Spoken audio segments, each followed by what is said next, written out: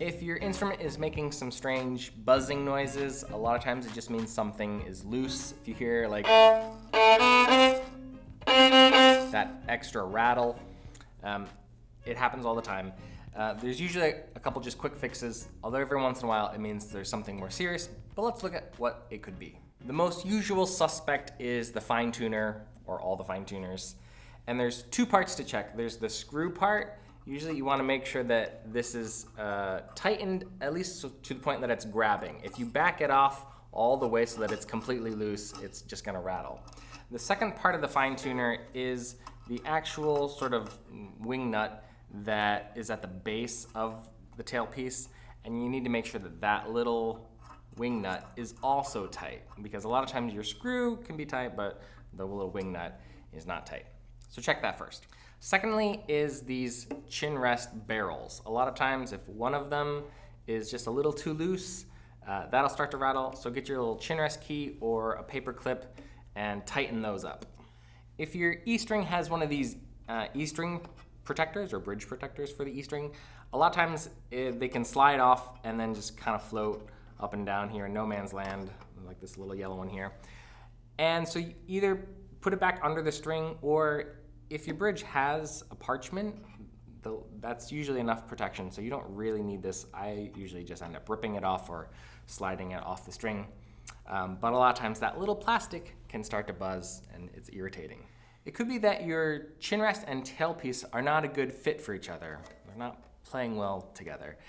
And this is usually the case if you have a center-mounted chinrest, one where the chinrest goes over the tailpiece as opposed to a side-mounted chinrest. And so in this example, the chinrest is too far over. It's touching the tailpiece, and so you're gonna buzz.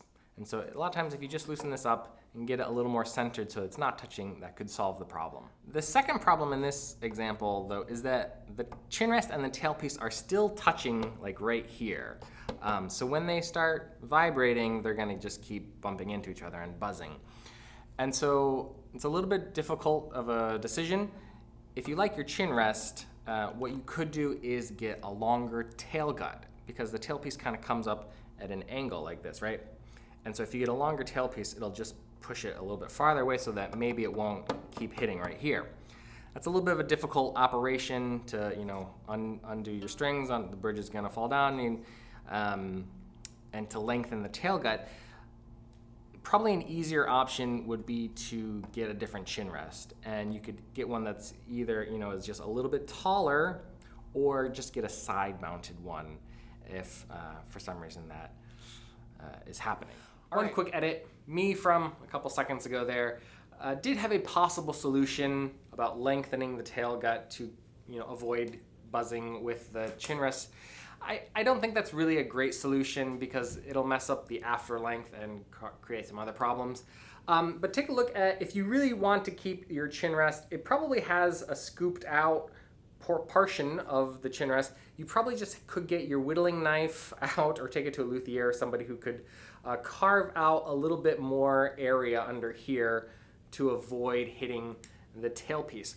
But kind of just something to try if you're really getting frustrated, and it sounds like the buzzing area is coming from the chinrest area, is just remove the chinrest completely and just really rule out the possibility that the buzzing noise is coming from the chinrest, because these things, they rattle.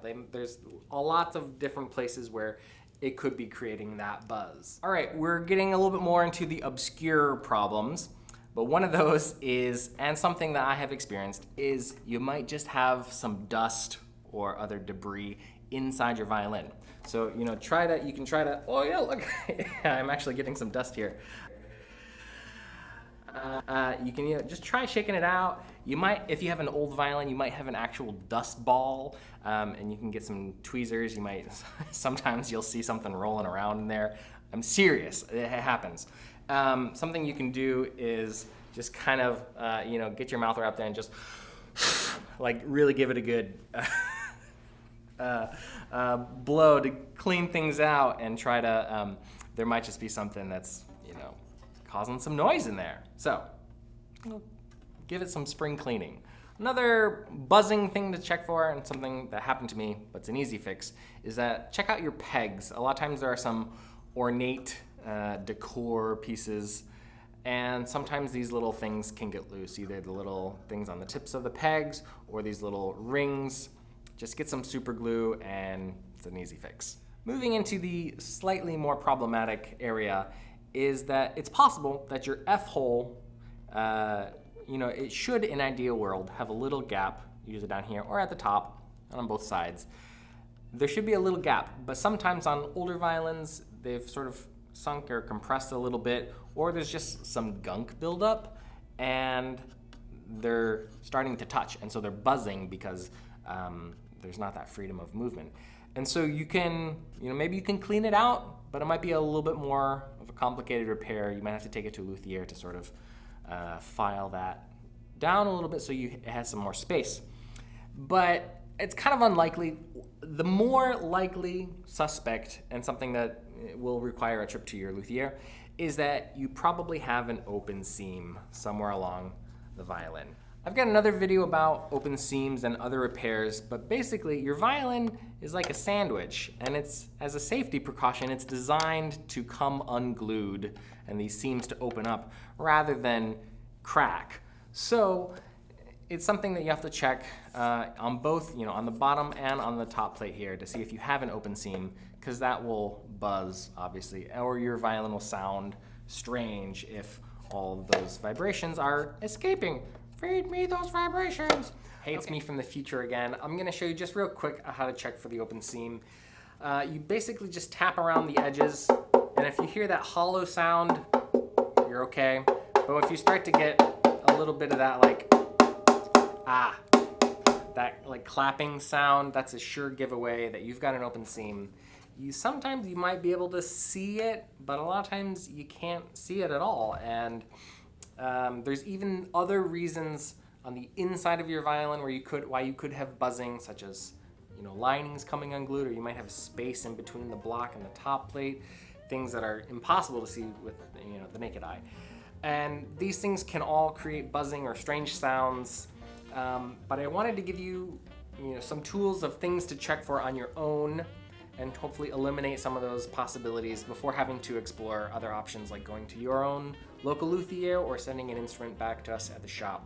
So please go through, check all those things, and if it still persists, get in touch with us to see if we can help you. Well, I hope that stopped the buzzing and solved your problems. What's that? What? Now go practice! Oh yeah, now go practice! All right. Be well and practice well. I hope that was informative and helpful. Yeah, if you want to buy this product, just click right up here. Right there. Do it. We would also love it if you subscribe to our channel so we can keep in touch. It's right over there. And if you want to learn more about us, click right here. Fiddlershop.